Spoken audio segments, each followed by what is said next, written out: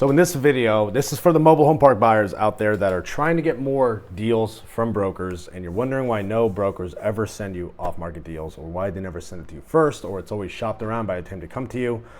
This video is going to break down why and a few things you could do to start getting more off-market deals from brokers.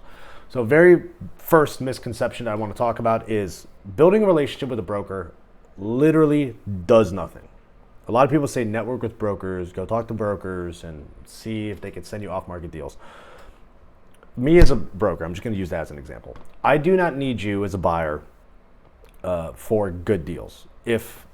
When a lot of you newer buyers come to me or just any other broker and you tell them like, hey, I'm looking for anywhere from 30 to 100 pads on city utilities, 70% tenant-owned homes with some upside on direct build city utilities in a major MSA at a 10 cap or at a 9 cap. It's like, no shit. Everyone's looking for that. So that is not going to incline me to send you that deal first when I already have a lot of really, really good buyers that have a higher likelihood of closing versus you do. So what you can do is, and this is how you get around this, guys. We're not getting around this, but this is how you get a better feedback from a broker is one, yourself. You need to identify what are the actual type of properties I want to buy.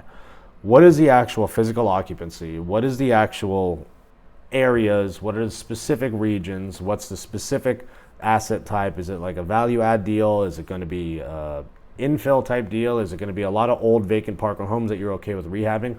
What are the specific deal types you're looking for? Do you have financing in place? Do you already have capital in place? If you send an email or contact a broker and explain these things to them and say, here's the quantifiable reasons why you should send me this type of deal first, then me as a broker, I'm going to feel inclined to send it to you. Because if you're just going to send me an email saying, hey, I'd love to see off-market deals. Hi, my name's so-and-so, and you just introduce yourself.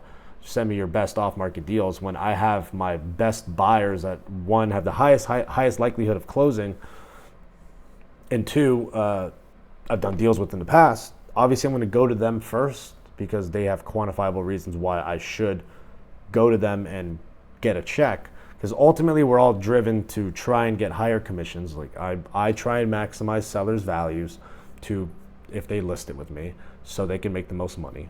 I only charge a fee and get paid if I get them the most money. Or on the flip side, if I'm doing an off-market deal, I only get paid if I bring the best buyer to the table and that closes.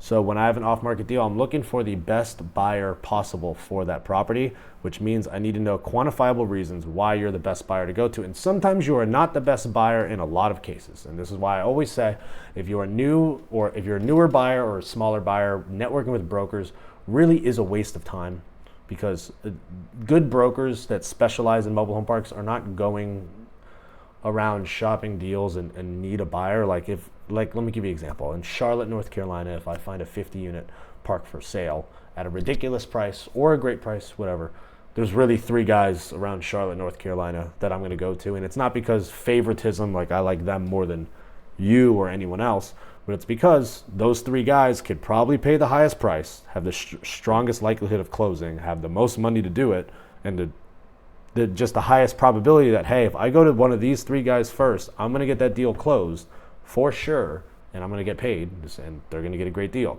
So figure out what is the deals that you guys could close. What do you have the capability to close? Do you have the funding for? Things like that. And when you're a newer buyer, you're not going to get that 100-unit city utility lot rent deal yourself. Through a broker. You're going to have to do it yourself because you don't have qualifications. So you might need to get your hands dirty, start buying some private utilities, a lot of park-owned homes. You'll start getting creative with it, because sometimes to break into a different industry or a new asset class, you're not going to start off at the top. You need to kind of work your way there. So I hope this video is helpful. If you guys are networking with brokers, you need to actually talk with them and give them specific reasons why they should send you an off-market deal. Mention, hey, I have a lender that's willing to lend on me in this area, this area, this area. I could probably pay this cap rate. I like things I like parks on lagoons. I like septic tanks don't bother me. Oh, if this has a ton of vacant old park-owned homes, I'm willing to take that on. Like, explain these reasons why I should send you these type of deals, because when I get these weird wonky deals and I don't have a set buyer in my mind to go to it, I'll have you in my database. You'll get the first call. So that's how you find deals.